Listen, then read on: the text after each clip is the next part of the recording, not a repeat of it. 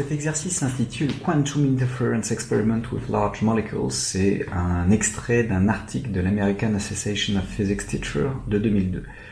Alors, cet exercice est principalement là pour développer la compétence lecture de l'énoncé, puisque tout en fait est quasiment donné dans l'énoncé. Alors la seule difficulté, effectivement, c'est que c'est de l'anglais, et donc il faut s'y faire. En fait, en sciences, la plupart des articles sont donnés en anglais, et donc il faut essayer de développer votre capacité à comprendre l'anglais. Ce sera vraiment important par la suite.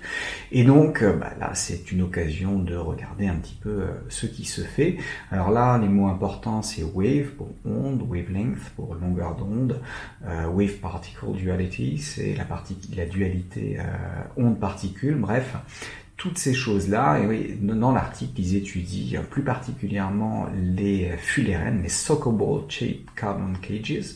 C'est les cages de carbone qui sont en forme de ballon de football, parce qu'il y a la même structure avec des hexagones et des pentagones qui sont espacés, et donc on a observé ces particules. Alors ça fait des grosses particules, puisqu'il y a 60 carbones qui sont à l'intérieur, mais on va voir qu'on est capable d'avoir un comportement quantique de notre système grâce à cette chose-là.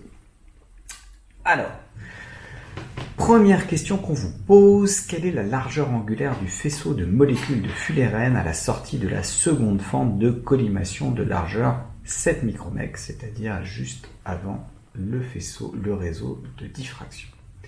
Donc là, vous avez donc la largeur à la sortie de la seconde fente de collimation. Et donc vous avez une première, sur le petit dessin qu'ils nous ont fait, vous avez un premier système de collimation, et puis après vous avez des fentes, ce qu'ils appellent the gratings, donc avant le réseau. Donc vous avez notre système qui permet ici d'envoyer les ballons, et puis le fait est que vous avez un phénomène de diffraction au travers de ce trou qui est de largeur 7 micromètres. Et puis, donc on demande la largeur angulaire, donc on demande l'angle correspondant. Et bien l'angle correspondant va être relié au θ diffraction, qui va être la longueur d'onde divisée par le d. Alors attention, le d correspondant, c'est les 7 micromètres, qui est la largeur ici de ce petit trou. Donc, vous avez besoin ici de connaître la valeur du lambda, et pour connaître la valeur du lambda, vous avez besoin en fait de calculer grâce à De Broglie, puisque le but c'est ça, votre système, votre article vous parle de la longueur d'onde de De Broglie, et cette longueur d'onde de De Broglie, ça va être h sur p.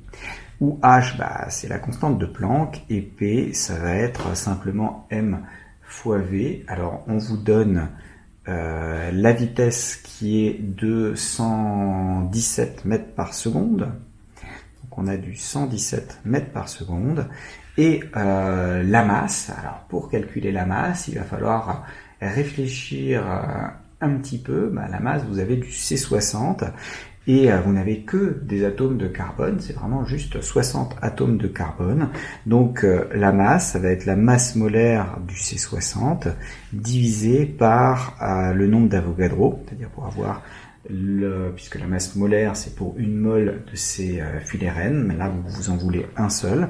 Le C60, le carbone, on va prendre du carbone 12, de masse molaire 12, donc ça va faire du 60 fois 12 divisé par le 6022 10 puissance 23. Alors si j'approxime un tout petit peu, vous voyez que là j'ai du 600, donc j'ai du 6 10 puissance 2 sur du 6 10 puissance 23, donc j'ai à peu près une masse à 10 puissance moins 21 kg. 10 puissance moins 21 kg, ça me semble pas correct, ça me semble un petit peu grand. Alors pourquoi ça me semble un petit peu grand? À quoi je compare? Je compare à la masse d'un proton. La masse d'un proton, je sais que c'est 10 puissance moins 27 kg. Je sais qu'il y a 12 protons et 6 protons, pardon, et 6 neutrons, donc en gros l'équivalent de 12 protons dans un carbone. Donc j'ai 12 fois 10 puissance moins 27, donc je dois avoir du 10 puissance moins 26. Et après, j'ai 60 carbones, donc je multiplie ça par 60, on va dire par 100, ça me ferait du 10 puissance moins 24. Et là, je suis à 10 puissance moins 21. Pourquoi? Parce qu'en fait, la masse molaire, elle est donnée en grammes, c'est 12 grammes par mol et pas 12 kilogrammes par mol. Donc, j'ai bien une masse de l'ordre, pour une molécule, de l'ordre de 10 puissance moins 24. Donc, ma constante de Planck, c'est du 6-10-34. La masse, c'est du 10 puissance moins 24. La vitesse, c'est du 10 puissance 2. 10 moins 34 sur 10 moins 24, ça fait du 10 moins 10. Donc, je vais avoir de l'ordre de 6, 10 moins 12 mètres. Ça, pourquoi pas, c'est plausible. Je m'attends à trouver quelque chose d'assez petit, parce que en fait, d'assez petit, mais quand même 10-12 mètres, c'est l'ordre de grandeur de la taille d'un atome. Finalement, donc ça reste comme le C60, c'est quelque chose qui est grand à la taille d'un atome. C'est quasiment macroscopique pour un atome, mais c'est quand même suffisamment petit pour qu'on puisse voir des choses. Donc j'ai un lambda de l'ordre de quelques 10 puissance moins 12, je divise par 7, 10 moins 6, donc mon θ diffusion, qui est de l'ordre de lambda sur D, donc de 6, 10 moins 12 sur 7, 10 moins 6, et de l'ordre de 10 puissance moins 6 radians. Donc en fait, j'ai une très faible diffraction, mais cette très faible diffraction, quand vous l'emmenez en fait sur 1 mètre de distance, parce qu'après cette première ouverture, il y a 1 mètre de distance, ça va vous donner à peu près du micromètre d'endroit où ça va taper sur le truc suivant, et le micromètre, étant donné que votre grating, votre réseau est à 100 nanomètres, donc à 1 trait tous les 0,1 micromètres, ça suffira pour éclairer plusieurs traits et donc avoir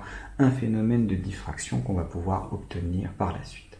Donc ça, c'est la réponse à la première question. Vous avez une largeur angulaire qui doit être de l'ordre de 10 puissance moins 6 radians. Alors, en appliquant la formule des réseaux, la formule des réseaux, souvenez-vous, on l'a vu dans le TP sur le goniomètre. Eh oui, le TP sur le goniomètre. Donc peut-être que ça pourrait être intéressant de re-regarder ce TP sur le goniomètre. Qu'est-ce qu'elle disait, cette formule des réseaux? Elle disait que le pas fois le sinus de l'angle en sortie, c'était n fois la longueur d'onde. Ça me permettait, on avait un m avec m l'ordre, on va utiliser un entier n, disons, n fois la longueur d'onde. Donc en fait, je vais avoir que l'angle de sortie, le sinus i, ça va être n lambda sur p, et le p, c'est justement les 0,1 micromètres, les 100 nanomètres d'écart qu'il y a entre deux traits consécutifs. Et le lambda, c'est le lambda que je viens de trouver.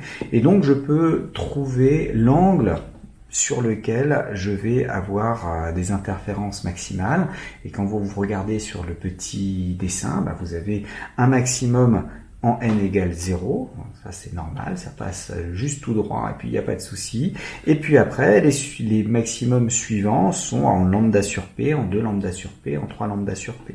Étant donné que cet angle-là, vraisemblablement, il est tout petit, parce que lambda il est petit devant p, 10-12 ça reste petit devant 110-9, je vais avoir que les angles sont donnés directement par ça, et donc les différents angles, ça va être n fois un i de départ, donc c'est n fois lambda sur p, donc du 6-10-12 divisé par du 6-10-12 sur du 0,1-10-6, ou du 10-7 du coup, 10-7, 10-12 sur 10-7, ça me fait 10 puissance moins 5, donc j'ai n fois 60, 10-6 radians. Voilà. Et étant donné que vous avez encore 1 mètre derrière votre détecteur, hein, vous avez votre réseau qui est là, votre faisceau qui arrive, et hop, on arrive comme ça, et puis le premier i qui m'intéresse, il va être ici. Là, vous avez à peu près 1 mètre qui se trouve ici. Ben, si vous avez 1 mètre derrière, ça veut dire que le premier, ça correspond à n égale 1, vous allez parcourir une distance de 70-6 mètres, c'est-à-dire de 60 micromètres. Et si vous regardez sur le petit dessin qui est donné dans l'énoncé, effectivement, on a des pics à peu près tous les 50 micromètres. Alors moi, j'ai fait mes calculs vraiment à la louche. Je ne doute pas que si vous faisiez vos calculs de manière un petit peu plus précise, on tomberait sur cette valeur de manière un petit peu plus précise aussi. Et donc, la figure, vous voyez qu'il y a pas mal de points. En fait, on compte le nombre de particules de fullerène qui a réussi à taper. Vous voyez qu'il y a bien un pic au milieu et des figures qui ressemblent fortement à des figures d'interférence caractéristiques et qui, du coup, le fait qu'on envoie les fullerènes un par un sont bien caractéristiques de la dépendance quantique, de l'aspect quantique de l'évolution lors de cette expérience.